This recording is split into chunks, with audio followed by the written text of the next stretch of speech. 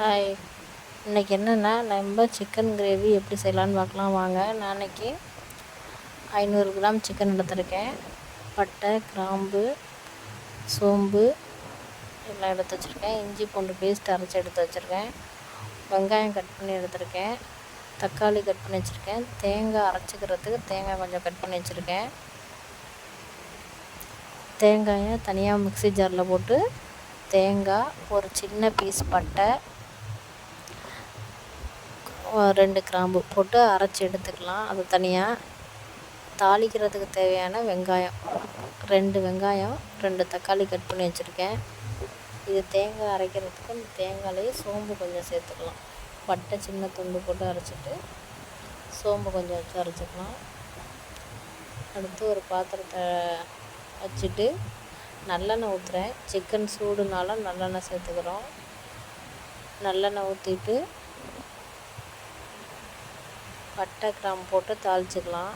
பட்டை, கிராம்பு, இலை, பூ எல்லாம் சின்ன சின்னதாக கட் பண்ணி வச்சுருக்கேன். அதை போட்டு தாளிச்சிக்கலாம். அதுக்கப்புறம் வெங்காயத்தை போட்டு வதக்கிட்டு தக்காளியை போட்டு வதக்கிக்கணும். தக்காளி போட்டு வதக்கிட்டு இஞ்சி பூண்டு பேஸ்ட்டு கொஞ்சம் ஆட் பண்ணிக்கணும். இஞ்சி பூண்டையும் போட்டு ஆட் பண்ணிவிட்டு வதக்கி விடணும் நல்லா. இஞ்சி பூண்டு பேஸ்ட்டு நான் ஆல்ரெடி கொஞ்சம் வீடியோவில் காட்டுறதுக்கு முன்னாடி ஆட் பண்ணிட்டேன். அதனால் நீங்கள் தேவைக்கேற்ப இஞ்சி பூண்டு பேஸ்ட்டு போட்டு நல்லா வதக்கி விட்டுக்கணும்.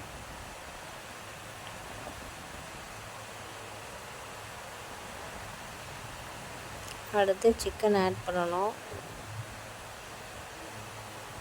சிக்கனில் கழுவி எடுத்துட்டு அதில் கொஞ்சம் மஞ்சத்தூள் போட்டு வச்சுருக்கோம். சிக்கன் எடுத்தாச்சு. சிக்கனை எடுத்துகிட்டு மஞ்சத்தூள் ஆல்ரெடி நம்ம போட்டு வச்சுருக்கோம். வாஷ் பண்ணி அதை ஆட் பண்ணி வதக்கணும். கொஞ்சம் கொஞ்சமாக ஆட் பண்ணுங்கள்.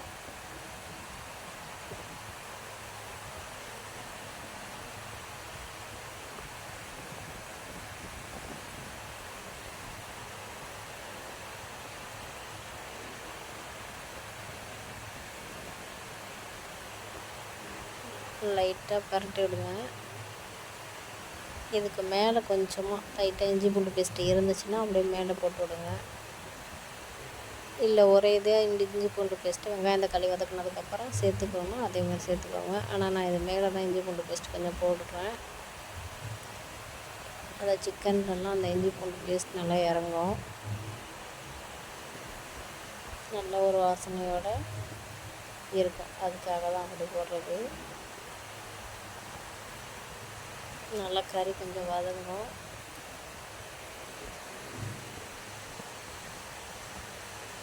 இப்போ மிளகாத்தூள் ஆட் பண்ணிக்கலாம். மிளகாத்தூள் 2 ஸ்பூன் நான் போடுறேன். உங்கள் காரத்துக்கு ஏற்ற மாதிரி நீங்கள் போட்டுக்கலாம். இது வீட்டில் அரைச்ச மிளகாத்தூள் காரமாக இருக்கும். அதனால் 2 ஸ்பூன் மட்டும் நான் போட்டுக்கிறேன். அதுக்கப்புறம் தனியாத்தூள்,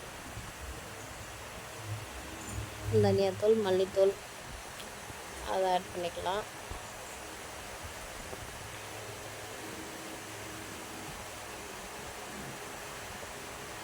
மல்லித்தூள் 2 ஸ்பூனு, மிளகாத்தூள் 2 ஸ்பூன் ஆட் பண்ணிவிட்டு நல்லா வதக்கி விடுங்க.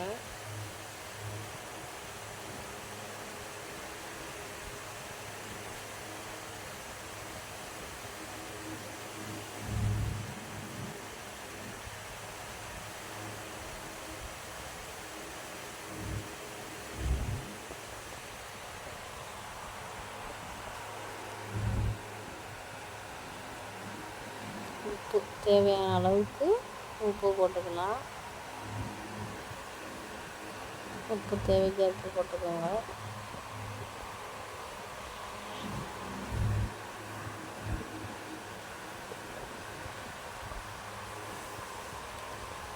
கொஞ்சம் வதங்கினோன்னா தண்ணி ஒரு டம்ளர் தண்ணியை நல்லா ஊற்றிக்கோங்க. கிரேவி கொஞ்சம் தண்ணியாக வேண்டாம், திக்காக வேணும்னா கூட நீங்கள் இன்னும் கொஞ்சம் தண்ணி கம்மியாக வச்சுக்கோங்க. ஏன்னா அதுக்கப்புறம் தேங்காய் அரைச்சி ஊற்றணும். எனக்கு கொஞ்சம் தண்ணியாக இருந்தாவே ஓகே. அதுக்காக நான் ஒரு டம்ளர் கம்மியாக தண்ணி வச்சுருக்கேன்.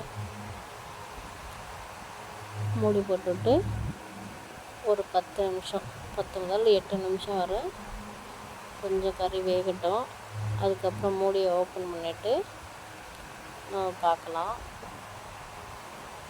பார்த்துருக்கும் போது பாருங்கள், அந்த கறி கொஞ்சம் நல்லா வெந்திருக்கு.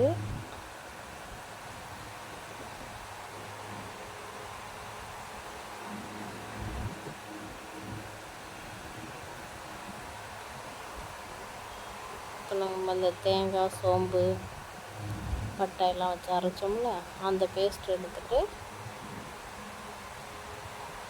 இந்த தேங்காய் போட்டு பேஸ்ட்டு அதை அப்படியே ஊற்றி விட்டுட்டு ஒரு கிளறி விட்டுக்கணும். கிளறி விட்டுட்டு அப்படியே மூடி போடணும்.